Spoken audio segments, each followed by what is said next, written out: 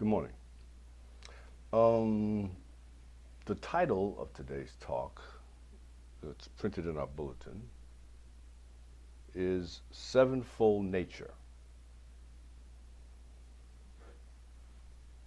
From that title, we know that the talk is something about something septenary. Septenary is an adjective, means of or pertaining to seven, or forming a group of seven, or forming a group based on seven. So from the title that's printed, we know that we're talking about something septenary. But in preparing the talk, based on the title, the subject of the talk could be the sevenfold nature of evolution, the sevenfold nature of the evolution of the universe, the sevenfold nature of the evolution of Earth, the sevenfold nature of the evolution of humanity. Today's talk is an attempt to touch upon all of the above. In Chapter 2 of The Ocean of Theosophy, published in the United States in 1893, its author, William Q. Judge, co-founder of the Theosophical movement in the United States, begins by expressing a general view of the laws governing all planets in the universe. He states, "The universe evolves from the unknown on 7 planes or in 7 ways or methods in all worlds, and this sevenfold differentiation causes all the worlds of the universe and the beings thereon to have a septenary constitution." With respect to the septenary constitution of the universe, Mr. Judge describes the sevenfold differentiation as follows. 1, the absolute. 2, spirit. 3, mind. 4, matter. 5, will. 6, Akasha, and 7, life. He proffers that the word space can be substituted for the word absolute, because according to Judge, space is that which is ever is, and in which all manifestation must take place. He says the word Akasha is used to identify, quote, that tenuous state of matter which is now sometimes called aether by modern scientists. He further states that the absolute just is, and that qualities exist in the absolute, but no qualities can be ascribed to the absolute.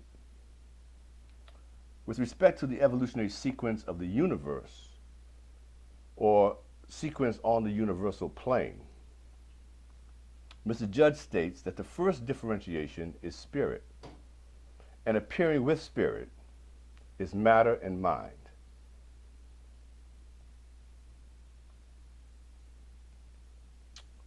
He says Akasha is produced from spirit and matter, that will is the force of spirit in action, and life is a result of the action of Akasha moved by spirit upon matter. This matter is invisible matter, or what is known as primordial matter or primordial substance. Mr. Judge points out that this matter is called Mula Prakriti in the Brahmanical system. As we know from the first fundamental of theosophy, Parabrahm, supreme spirit, and Mula Prakriti, divine substance, are forever bound and inseparable. Mind, Judge says, is the intelligent part of the cosmos. It is where and in which the plan of the cosmos is contained. The plan is brought over from a prior period of manifestation. As a general matter, Mr. Judge states as follows. Whenever a world or system of worlds is evolving, there the plan has been laid in universal mind. The original force comes from spirit. The basis is matter, which is in fact invisible. Life sustains all forms requiring life, and Akasha is the connecting link between matter on the one side and spirit mind on the other. Now, with respect to the planetary plane, in the beginning of chapter 3 of Ocean of Theosophy, Mr. Judge states that the Earth is a sevenfold entity which rolls in space with 6 other invisible globes. Like the Earth, each planet in our solar system has its own planetary chain of 6 invisible globes. The globes that make up the Earth chain and the other planetary chains are invisible to us. He says that this is because they exist on a non-material plane, unlike the planets in our solar system, Earth, Venus, Mercury, Jupiter, which are on Earth's plane and are, of course, visible to us. The globes in the planetary chain are not separate and distinct globes. They interpenetrate each other and constitute one single mass with 7 aspects. These globes are united in one mass, but they're different from each other in substance. Mr. Judge also says that the Earth chain of 7 globes is the direct reincarnation of a former chain of 7 globes known as the Moon chain. He points out that the Moon itself is the visible representative of the 4th globe of the old chain. He states that when the Moon chain, consisting of 7 globes united in one mass, reached its limit of life, it died. And when it died, all the energies of the 7 globes shot out into space, giving life to cosmic dust or cosmic matter, which was held together by a cohesive force and then resulted in the evolution of the present Earth chain of 7 centers of energy or centers of evolution combined in one mass, our present Earth chain. Now, according to Judge, each one of the globes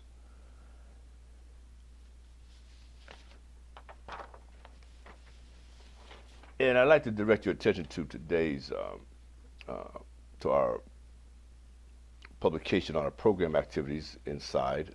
The human principles and the planetary divisions are contained. The human principles are on the board. The planetary divisions could not fit on the board, but the concept is the same. These are globes, and these globes come from a planetary existence that preceded this current one, which was called the Moon chain.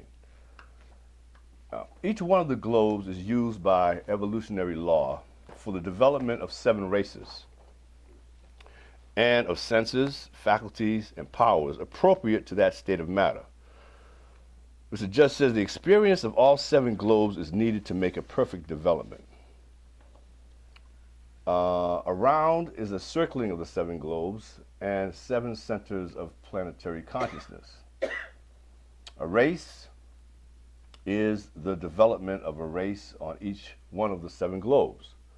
Mr. Judge explains that there are 7 races for each one of the 7 globes, but the total of 49 races will make up only 7 great races upon the completion of the 7 rounds of the series of 7 globes or centers of planetary consciousness.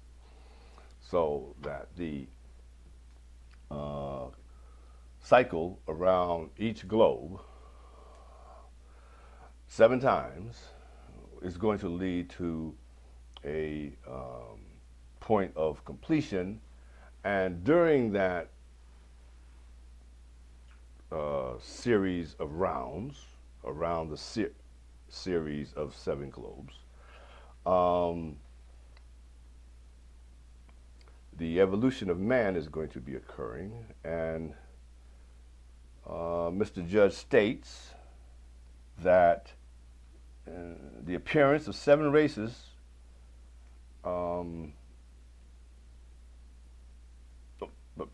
to complete that thought, that once the 7 rounds are completed, then the races are going to come back to being distinct races. There's going to be sub races that are part of the evolutionary process. And Mr. Judge states that the appearance of 7 races together happens in the first and in part of the second round of the globes. In the second round, the 7 masses of beings, the races, are all amalgamated. They're all come together. And after that, their destiny, after that, is to slowly differentiate during the succeeding rounds until at the 7th round, the 7 first races will be again distinct, will no longer be amalgamated, and they will be distinct as Mr. Judge suggests, perfect types of human race, of perfect types of the human race, that this period of evolution that we're in will allow. And for those of you who had the benefit of last week's, hearing last week's talk, the student presented the rounds and races in excellent detail. Now, but that 7 number comes up again in this evolutionary process with the rounds 7 times, with the races. But moving to the 7-fold classification of man, which we have the human principles on the board, and they're also in the programs. Mr. Judge, referring to the Christian teaching concerning the 3-fold constitution of man, that is, man is composed of body, soul, and spirit. Mr. Judge states in chapter 4 of the Ocean of Theosophy that this 3-fold scheme of the nature of man contains, in fact, the theosophical teaching of his 7-fold constitution, because the 4 other divisions missing from the category can be found in the powers and functions of body and soul. Adopting the 7-fold classification of man outlined by Mr. A.P. Sinnett in his book Esoteric Buddhism, Mr. Judge sets forth his classification in the Ocean of Theosophy as follows. 1, the body, or rupa. Rupa is a Sanskrit name. 2, vitality, or prana, or jiva. 3, astral body, or linga sarira. 4, animal soul, or kamarupa. 5, human soul, or manas. 6, spiritual soul, or buddhi. And 7, spirit, or atma. Now, considering this 7-fold division of man, Mr. Judge identifies the real man as comprising a trinity called Atma, Buddhi, Manas.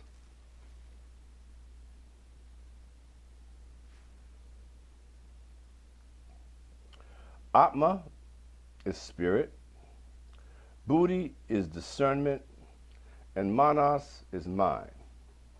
Under this trinity is the quaternary, or the 4 lower vehicles that man needs to obtain experience from nature, and that being the physical body, astral body, the life principle, and the passions and desires.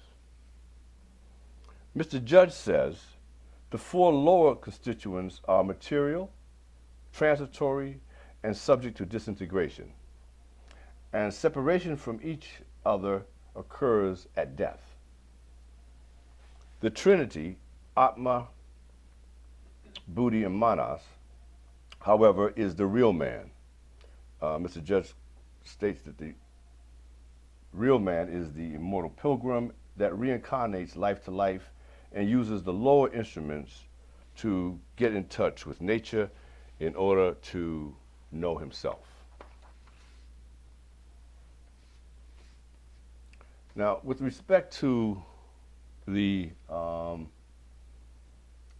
various constituents, Mr. Judge sets out, with respect to the physical body, the idea that the physical man that we see, consisting of brain, nerves, blood, bones, muscles, organs, sensations, actions, and skin, is not all there is to the physical man. That there is an unseen physical man, and that unseen physical man is the life principle, Prana or Jiva, the astral body, the passions and the desires. Now, according to Mr. Judge, the body is considered by the masters of wisdom to be the most transitory. It's impermanent and illusionary, and never for a moment does it stay the same. It's always changing. The cells rejuvenate continuously. Over 7 years, it's said that the medical science have said that you have a whole different set of cells in your body, and that process is continuing on a daily basis in different parts of our body. So the body is constantly changing. It's transitory. It's not going to stay the same. For those who identify with the body, their consciousness at that level is, they believe, is where they are, and there's just so much more.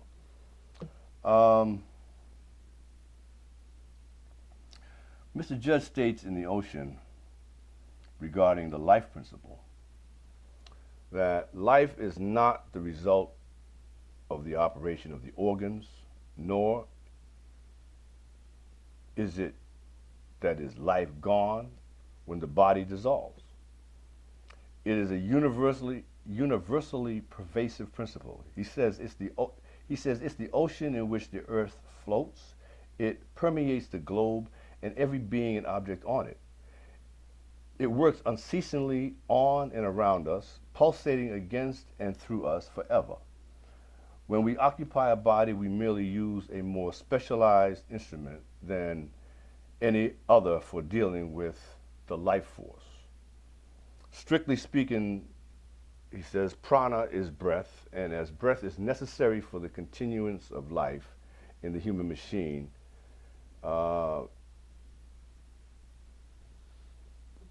it's a better word for us than the Sanskrit word, which is jiva, which means life. And that word is also applied to the notion of the living soul, which is, in general, derived from the supreme life itself. Those were some his thoughts on life principle. Now, with respect to the astral body, Mr. Judge states, but working upon the physical body, this life prana needs a vehicle, means, or guide, and this vehicle is the astral body. The astral body is also known as the design body because it is the design or model of the physical body. The astral body is the guiding model for the physical one, and all the other kingdoms have the same astral model. He says that vegetables, minerals, and animals have the ethereal double, and this explains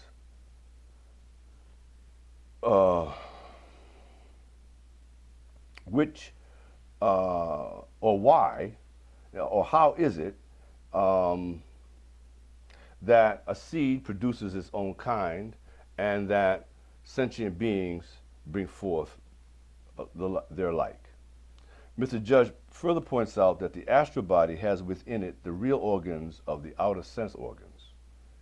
In it are sight, hearing, power to smell, and the sense of touch.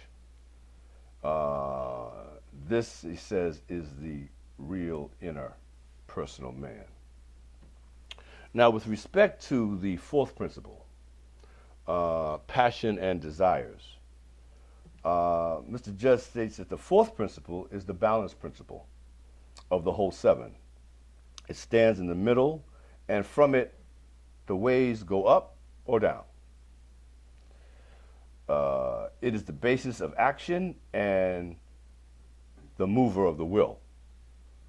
And he makes a reference to a Hermetic saying that I believe we have printed on the first page of our program, that behind will stands desire. For whether we wish to do well or ill, we have to arouse within us the desire of either course. The will cannot act unless it is moved, directed, and kept up to pitch by desire. The desire and passions, therefore, have two aspects, the one being low and the other being high. The low is that shown by the constant placing of the consciousness entirely in the body and the astral body.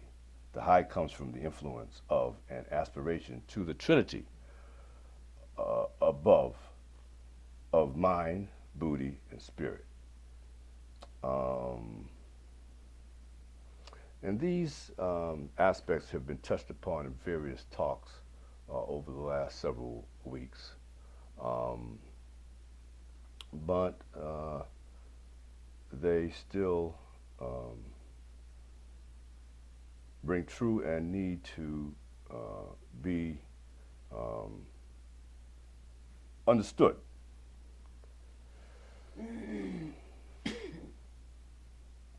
Now, Mr. Judge says that the God within begins with manas, or mind. And the struggle between our lower selves and our higher selves is something that Theosophy warns about and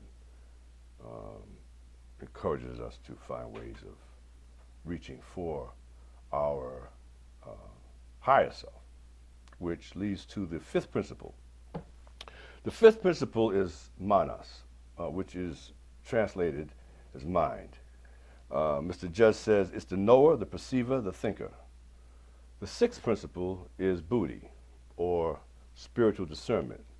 The seventh principle is atma, or spirit. And that atma is the ray of the absolute being.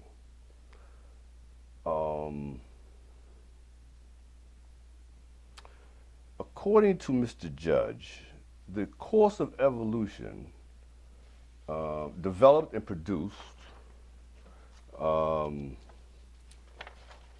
at last the form of man with a brain of better and deeper capacity than any other animal. But he says this man in form was not man in mind and needed the fifth principle, the thinking, perceiving one, to differentiate him from the animal kingdom and to confer the power of becoming self-conscious. Manas, or the thinker, is the reincarnating being, the immortal who carries the results and the values of the different lives lived on earth or elsewhere. Its nature becomes dual as soon as it's attached to a body. For the human brain is a superior organization, and Manas uses it to reason from premise to conclusion. This, he says, also differentiates man from animal. From the animal acts from automatic and so-called instinctual impulses, whereas the man can use reason.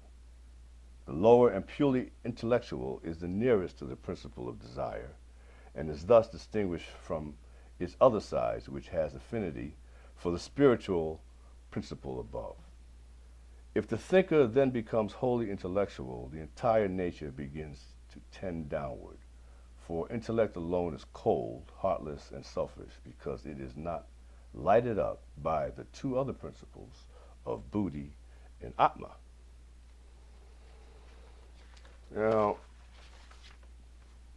it appears that a relationship between the fifth principle and the sixth principle is the path or the direction that man must strive for in order to do what we're here to do. And I believe that relationship, Buddhi Manas, gives a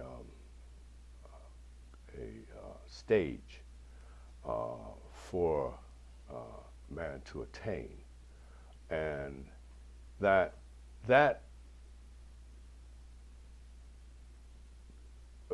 stage becomes the place where the realization of who we are can be had. If we're drawn to our desires or by our desires downward, as previously indicated, and we see ourselves strictly as flesh and bones and body, or we keep our thinking only in a body conscious realm, or a strictly mind-body conscious realm, that is the lower mind, the intellect, then we miss the opportunities that we're here to achieve and to take advantage of. And that is to unite with our true selves, and to at least realize that that we are spiritual beings, and that we have a direction and journey to make. So Buddhi has been referred to as the spiritual soul, and that is the soul of the Atman spirit, which in man is merely a ray or a spark of a higher supreme soul. But the soul and the human principle, the Buddhi, is a vehicle for that spirit. And so that soul is a spiritual soul. So it, in breaking down the classifications of man, Mr. Judge says that that's the highest level of thinking, of judgment, of discernment that we possibly could have as beings. And that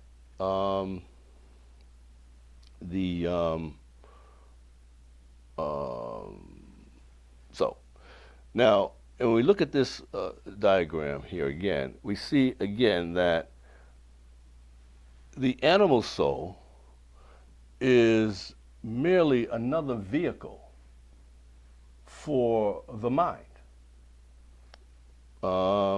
And the astral body also appears to be merely a vehicle for the life principle.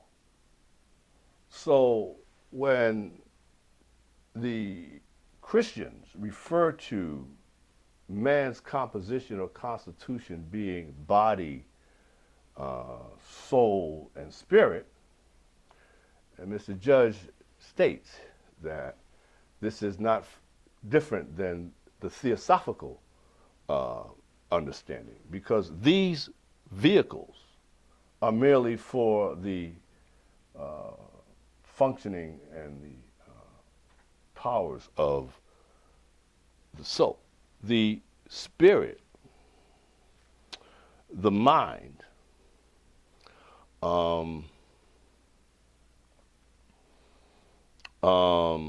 and the body, life, is all really the Trinity is the Atma, the Buddhi, Manas. Now, I suggest to you that in looking at this literature and reviewing these matters,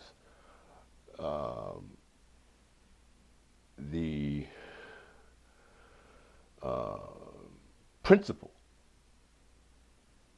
if in fact the sevenfold nature of man is, or the sevenfold nature of evolution is reflected in the evolution of our universe, then the Trinity, which is carried through each level, universal level, from the divine to the universal level, planetary level, and to the human level. And Mr. Judge says that in all the worlds, this principle operates, then there is a creative principle that continuously operates and continues to reflect itself. And that creative principle, it consists of three elements: spirit, mind, and matter. And in closing, I'd like to read another quote from Mr. Judge from the oceans. Referring to the ancient wisdom teachers, Mr. Judge states in the ocean, "The little worlds and the great worlds are copies of the whole, and the minutest insect as well as the most highly developed beings are replicas in little or in great of the vast, inclusive original." He says, "Hence sprang the saying of the Hermetic philosophers, as above, so below." The creative principle that has existed through atoms, I believe we had a talk on that by another student, that the Trinity appears to be reflected in all aspects of our existence. And at this time, I'll take questions. Did I run over my time?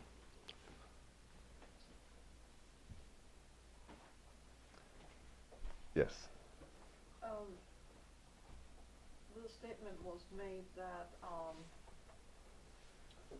the three principles presented in the theology of Christianity, the spirit, soul, and body, is also the primary classification of the theosophical literature. However, in the Christian religion, we are told that we have a body, whereas in the theosophical, it is stated that we are a soul but have a body. And to this student, that makes a tremendous difference. Oh, absolutely. No, I totally agree with you. And as you were saying in your introduction, a lot of the knowledge has been cut off, and Mr. Judge talks about this. That the Christians, they have a piece of the knowledge, and they don't deal with the whole idea of the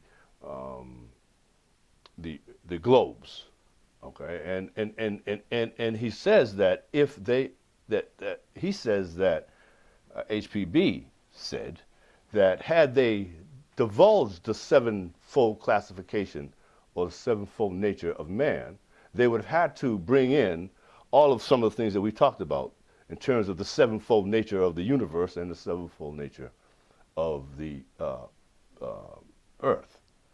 So the Christians, he says, they get it when they stick in soul. He says, however, in organized religion, in terms of the day-to-day operations, the Christians, the soul is either going to be saved or it's going to be condemned. It tells man that it is body and soul, and his soul is going to go to hell if he doesn't do something about it, and so forth. And that's the extent of the teachings. But Mr. Judge says that they know, that is, the theologians. Well, there is no perfectibility presented anywhere in that literature. That our goal, the highest that can be achieved by man, is to become perfect. Right. And this is our journey. This is the journey of the soul. But nowhere is that promulgated in that in any religion, in fact, because all of them have anthropomorphized the principle of the deity, and now the sophistry that brought that about is actually accepted by the majority of the people, which is really a hampering process to its divine nature and the heights that it can achieve while on earth, because nowhere else can we do it. That the achievement is here on earth and is dependent on each human soul and how it approaches life, from which ethical and moral center it approaches from, and what is its goal. And in the materialistic West, and now the East actually is joining that, is to gain power, money, position, all of the things that are transient that belong to the material world, but nowhere is the other parts cultivated. And she says our salvation will come when the majority of the working class is pulled into the theosophical movement, because that class is not concerned about sophistry, and it's not concerned about obtaining power, position, or money, because their concern is to survive from one day to the next and provide for their family. So they're pure in their spiritual and soul aspect, and when they become more aware internally of their own nature, that will pull it forward. But the higher classes, meaning the educated and cultured, are with that materialistic ideology. And she says we cannot put new wine in old bottles. In other words, man has to understand his constitution and change from inside out. She says this is not conversion, this is understanding, as you made the statement, and bringing that change about.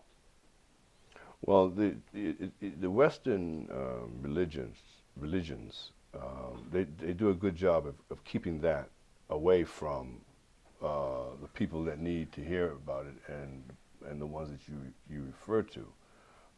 And it is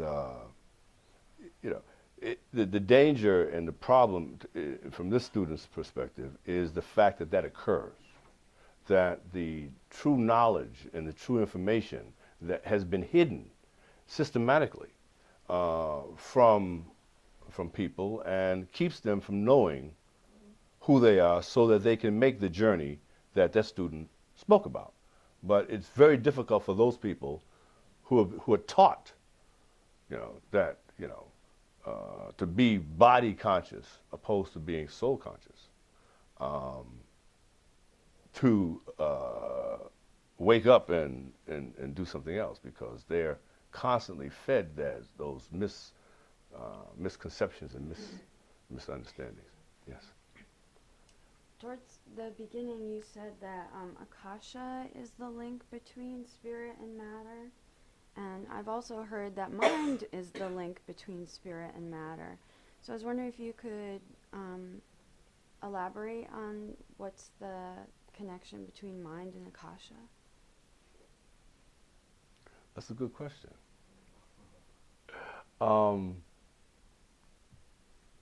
Well, from this student's perspective, mind and Akasha are very much connected, because Akasha,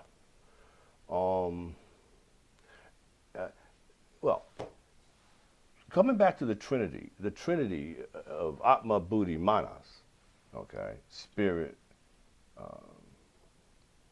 soul, and mind.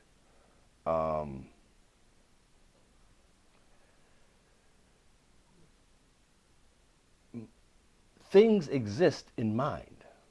I mean, if we think of something occurring, okay, something is occurring somewhere. Well, where is it occurring? Well, I can suggest to you that we live in our minds, that everything else doesn't matter if it doesn't exist in our minds. Our mind is everywhere. Okay? Mind is in our subconscious, mind is in our conscious, mind is in the design of things as how they are. Things, I think Judge says that that's where the design exists, is in mind. Now, as I understand, Akasha is a emanation, and it also exists everywhere, but beyond. I mean, it's on a more, I would say, a divine plane or divine level. So it would seem to me that Akasha and mind are just part of the same plane, and I believe that, you know, everything sort of works together and fits together. So that would be my response. Yes. In the Secret Doctrine, there is that passage that the student refers everybody to read, 283 to 89, or a little bit further, perhaps 93. In that section, HPD tells us what Akasha is. She says it's the spiritual aspect of what is emanated from a spirit, and she calls it a spiritual fluid. So you said that it's the divine aspect, it truly is, and she calls it the divine Akasha because it's primordial and it is undifferentiated and it is one removed from the spirit. What exactly is one removed from the spirit? It becomes the vehicle of the spirit, as your diagrams show, because Akasha is disseminated throughout the universe. It is the invisible and the purest plane. And she says, in its seventh level, on its seventh plane, it is called the one life. So that one life is disseminated through the universe. We're not talking about the earth, through the universe as well as earth, and you said we float in it because it becomes a life principle for us. So it's everywhere. But on its higher aspect, it is a spiritual fluid, whatever that means. And she says, the Dian-Johanic host, the hierarchies that bring about the evolutionary process that you talked about, represents the fifth level of Akasha. Their physical aspect is the fifth level. Our sun is the first. In other words, when you come from 7 down, 765, our sun represents number 1. The Dian-Johanic host is on the 5th. So there are 4 levels higher than the sun of our solar system. It's in that article that the student refers everybody to read to, because it is key truly to understanding the universe. Is that volume 2 or volume 1? 1. It is key to understanding what the universe is and how it comes about, because she tells you that right there. Plus, how this one life turns around after coming to number 1 and gives to the mineral, what it gives to the mineral, what it gives to the plant, what it gives to the animal. She lists it right in that. The mineral, polarity, positive and negative. What is that called? Attraction and repulsion in the universe, especially here. 2, what does it give to the vegetable world? It gives it color and aroma and rudimentary feeling. And into the animal, it gives instinct. Instinct is direct perception. Its higher aspect is intuition in man. But we have forgotten what really instinct is. Instinct is a power of the lower mind. It's the power of the intellectual mind. But because karma absorbs the mind into itself, because it drives the mind, it is attached to passion, it loses the quality of instinct. Look at what we have done. But it's nevertheless a process we have to go through. These principles have to come into being. They have to be developed, as you suggested in your talk, through the races and rounds. And then, as the other student, Kathy, had mentioned in her talk, she put a diagram on the board and said, now we're going towards the upper curve, because we have now moved from the middle point of the lowest and we're circling higher. And she told us that this can be an uplifting cycle, that we can bring the golden age in. And it truly is possible if we put our mind to these higher principles that you mentioned for uplifting it. What does it give to man? It's in there. She says not only it gives us 49 fires, making us self-conscious human beings, but because of the mind principle, its divine aspect, it gives us intuition and wisdom, which is wonderful. And this section we had read today is a description of the seventh race. When we have these principles active, this is what we achieve. Thank you. Well, there are no more questions. We can close. It's time. Thank you. Thank you.